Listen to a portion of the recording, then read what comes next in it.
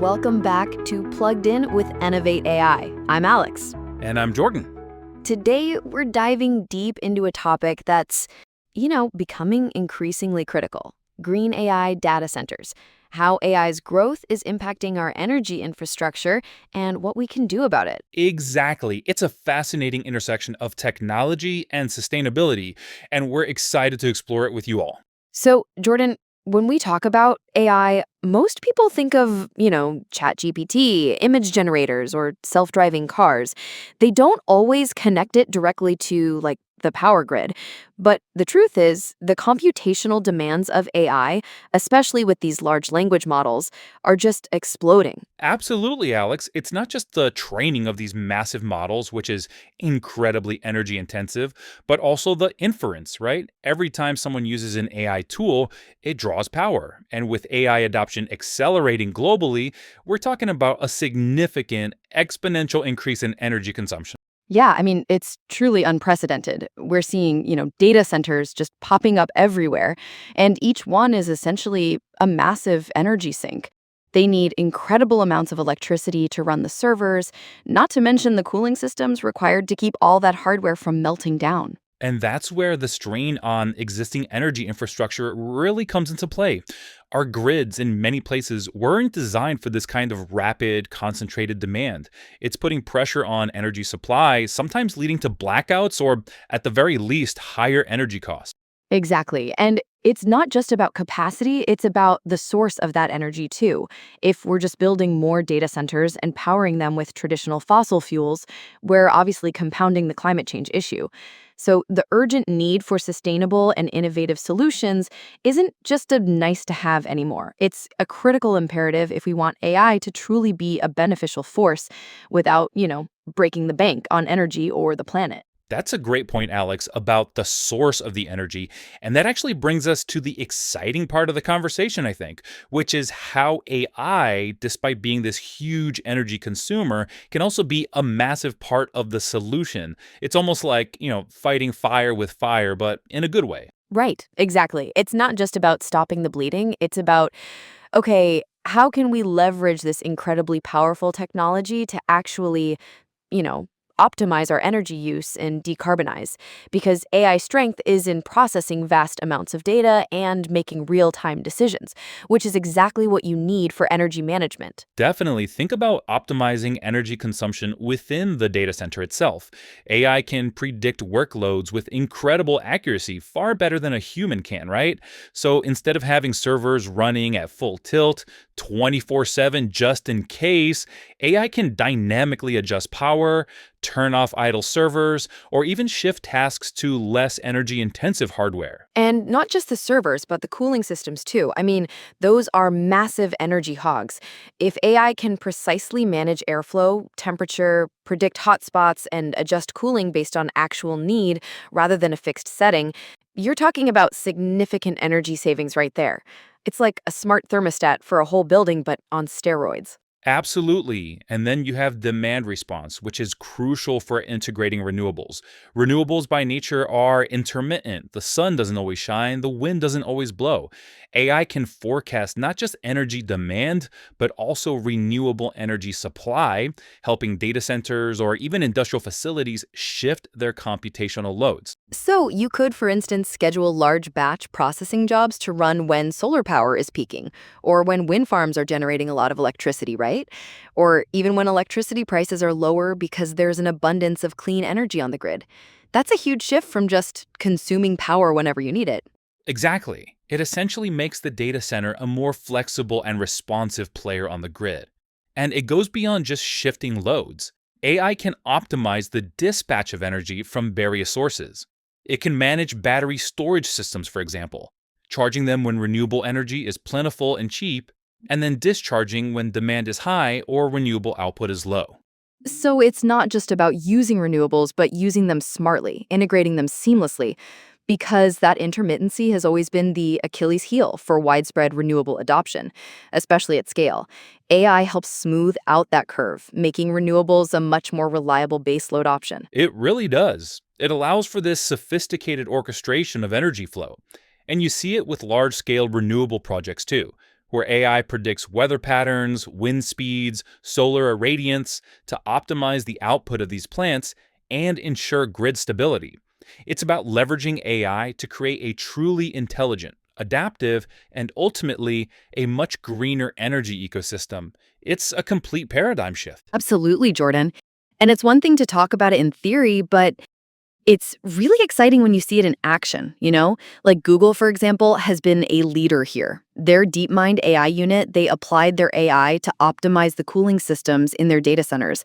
And they reported something like a 40% reduction in the energy used for cooling, which is a massive chunk of a data center's total energy footprint. 40% is huge, right? That's not just marginal gains. That's a fundamental shift in efficiency. And it's not just about, tweaking a dial here and there. It's about constant real-time optimization based on thousands of data points that a human operator just couldn't process. Exactly. And then you see other innovations emerging like more advanced liquid cooling technologies for data centers. These aren't necessarily AI driven directly, but when combined with AI to optimize their performance, they become even more efficient. Or even the concept of distributed data centers, getting compute closer to where the data is generated, reducing transmission losses. AI can help optimize where these mini data centers are located to best utilize local renewable sources. That's a good point about geographical distribution. And speaking of trends, we're seeing headlines almost daily now about the sheer energy demands of AI. Just recently, a lot of the talk has been around how rapidly growing AI compute power is pushing data centers to explore not just renewables, but even, sometimes controversial options like small modular reactors or dedicated grid connections just to meet the demand. It's a clear signal that the energy infrastructure is feeling the pinch.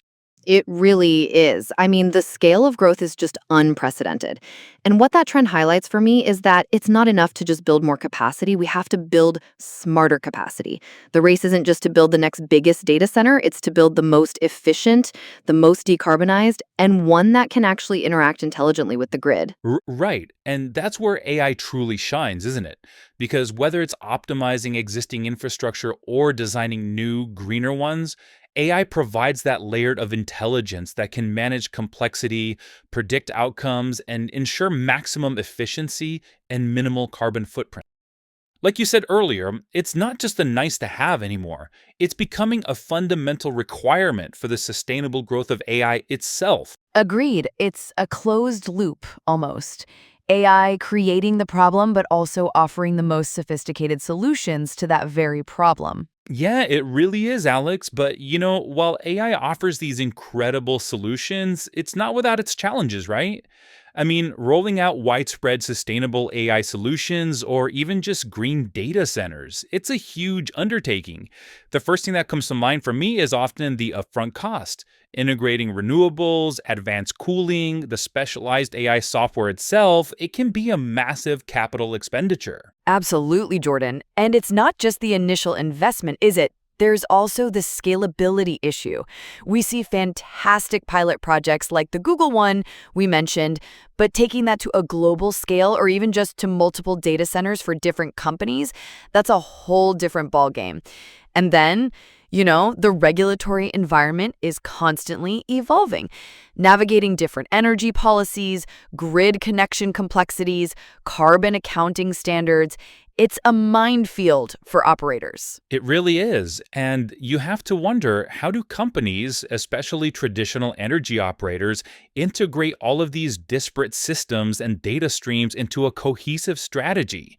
It seems incredibly complex. Like you have your operational data, your emissions data, market data, and then you want to layer AI on top of that and then integrate renewables. It sounds almost overwhelming. It does. And that's actually where Innovate AI comes in. With our unified digital strategy, our whole purpose is to really simplify that complexity for energy operators. We've built an AI-driven end-to-end solution that's specifically designed to tackle these very challenges. So it's about what? Taking all those fragmented pieces and bringing them under one roof with AI as the orchestrator? Exactly. Our unified digital strategy seamlessly connects proprietary platforms and a trusted network of ecosystem partners. So instead of having to piece together a solution from a dozen different vendors, we provide a unified AI-driven solution. It's all about creating a smooth path from raw operational data to real, measurable decarbonization. We want to make it as straightforward as possible despite the inherent complexity of the energy sector. That's powerful because if you can simplify it, you immediately start addressing those scalability issues, right? And the upfront cost becomes less daunting if the implementation is streamlined and the return on investment is clearer. Precisely. And a core part of that is our collaborative approach. We partner very closely with our customers. It's not just a software drop and then good luck. It's about understanding their specific operational needs, their existing infrastructure, and their decarbonization goals. By working hand in hand, we drive operational efficiency, optimize production, and crucially, streamline emissions management. So it's about more than just reporting emissions. It's about using that data to actually inform operational improvements and create value, like turning emissions data from a compliance burden into a strategic asset. You nailed it, Jordan. That's a key differentiator. These collaborations don't just improve performance, they transform emissions data into strategic value. This enables compliance, yes, but it also unlocks new revenue streams for energy operators. Imagine being able to monetize your carbon reductions or optimize operations to the point where you're achieving peak asset performance even when commodity prices are low. That's the kind of strategic value we're talking about. That's really clever because it moves the conversation beyond just the cost of decarbonization to the potential for new revenue and sustained profitability, which is essential for widespread adoption. It makes it a compelling business case, not just an environmental one. Right, and it's all powered by AI, optimizing everything from energy consumption within facilities to how clean energy sources are integrated and managed across their entire operation. It's about empowering them to navigate this green transition effectively and profitably.